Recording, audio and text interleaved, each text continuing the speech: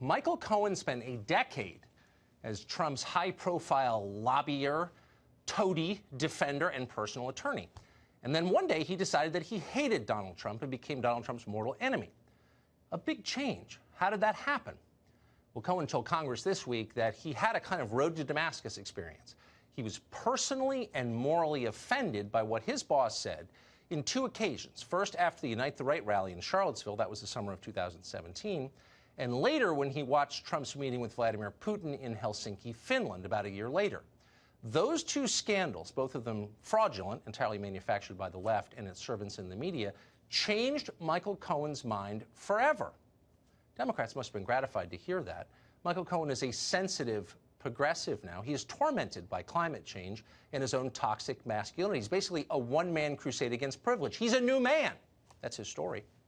Well, now comes a Daily Mail piece that puts a different gloss on it. It turns out just weeks before the FBI raided his offices last summer, Michael Cohen was shopping a book proposal. In the manuscript, which the Daily Mail has, Cohen professes love and admiration for Donald Trump.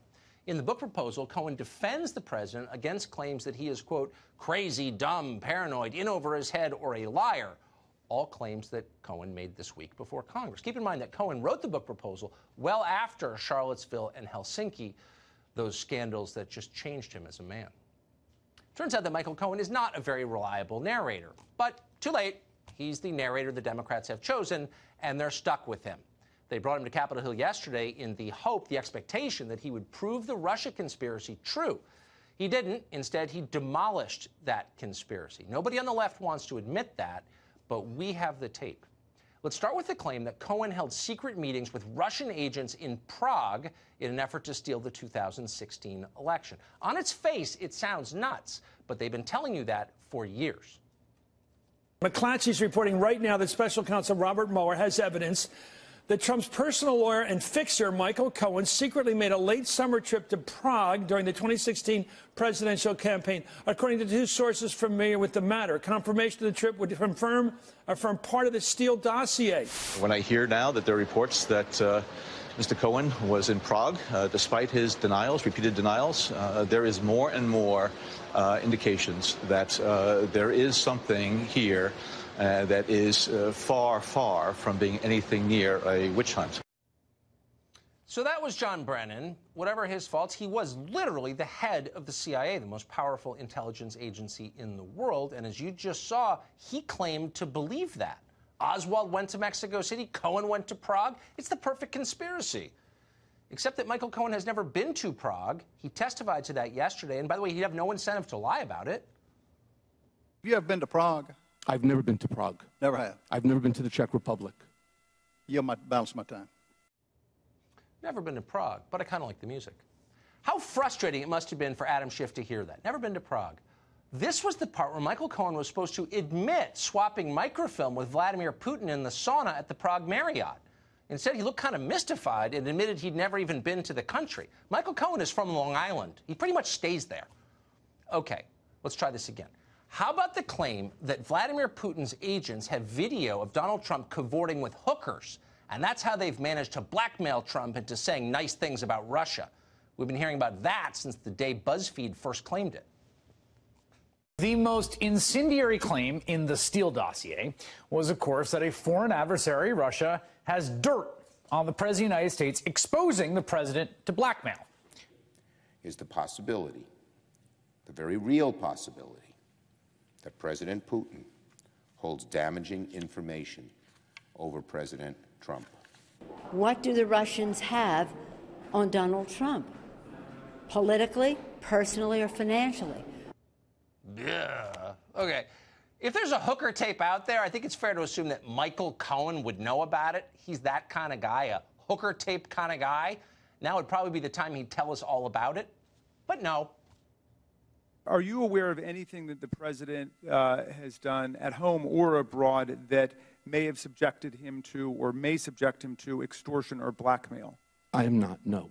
Okay. Are you aware of any videotapes that may be the subject of extortion or blackmail? I've heard about these tapes for a long time. I've had many people contact me over the years. I have no reason to believe that that tape exists. Oh, damn, he did it again, straying from the script. Instead of confirming the Russia conspiracy that has dominated and controlled American politics for more than 2 years, Michael Cohen just refuted it. What kind of witness is this guy anyway? This is getting very frustrating. Where do we get to the part where he blows the Russia case wide open and they lead Big Orange away in handcuffs and Hillary can be the president? Well, here's an idea. Let's just ask him directly. Did the Trump campaign collude with the Russian government during the 2016 election? Michael Cohen would know. He was there. By the way, it's almost a rhetorical question. Democrats have long been absolutely certain that it happened. I think there's plenty of evidence of collusion or conspiracy in plain sight. Trump has the Kremlin clan surrounding him. There's more to be learned about it. I believe there's been collusion. It's starting to smell more and more like collusion. We saw cold, hard evidence of the Trump campaign, indeed the Trump family, eagerly intending to collude possibly with Russia. These people. Plenty of evidence. Cold, hard evidence. Well, if anyone could provide that kind of evidence, it would be Michael Cohen. After all, he was Donald Trump. Is that really his name? No, it's Donald Trapanovich. He was Donald Trapanovich's personal attorney during the years that Trapanovich was accepting suitcases full of rubles in exchange for subverting American democracy. So what's the answer, Mr. Cohen? Based on what you know, would Mr. Trump, or did he, lie about colluding and coordinating with the Russians at any point during the campaign? So as I stated in my testimony, I wouldn't use the word colluding. Was there something odd about the back and forth praise with President Putin? Yes, but I'm not really sure that I can answer that question in terms of collusion. Well, the balloon just deflated. Talk about a letdown. No meeting in Prague, no blackmail, no collusion, no Russia conspiracy at all. It was all a hoax. It was a much less interesting Loch Ness Monster. You've got to be feeling a little silly right now if you ever believed any of this. But wait, okay, we got one last idea. There is still a way Michael Cohen could send Donald Trump to prison even without Russia. What if Cohen could confirm that Trump once told him to lie to Congress? That would be obstruction of justice at the very least. It would certainly be a crime. BuzzFeed ran a story alleging that happened. Yes, BuzzFeed is a cat blog run by unhappy people in Brooklyn. But who knows? Maybe there's something there. Certainly cable news was convinced.